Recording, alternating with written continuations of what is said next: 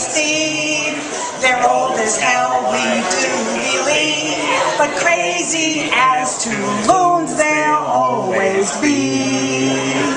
50 years ago, no 49, they were wed, their lives they intertwined.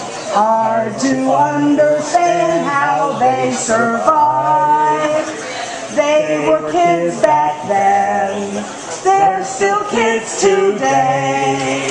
One thing we know darn well for sure, they're completely immature. They're still kids today. When they were young, old Lynn and Steve got married and went on to conceive. Rob and Jody, the finest kids around. Steve took up the law. Lynn's the best teacher you ever saw.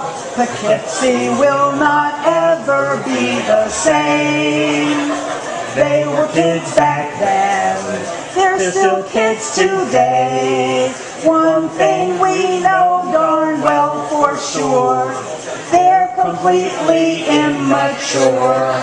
They're still kids today. It's much more.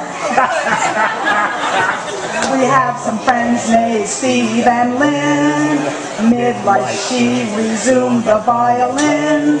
Bluegrass is the only song in town. Steve is quite a guy, I wouldn't call him shy.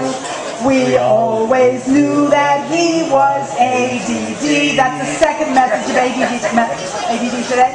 They were kids back then, they're still kids today. One thing we know darn well for sure, they're completely immature. They're still kids today. This is the last verse. Lynn and Steve are quite unique. They've got a strong, frugal streak. Steve would eat roadkill if he knew how to cook. Liberal through and through. They're both big into ACLU. And they're the oldest geeks I've ever known. They were kids back then, they're still kids today.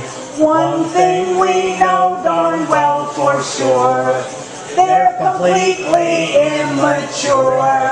They're still kids today.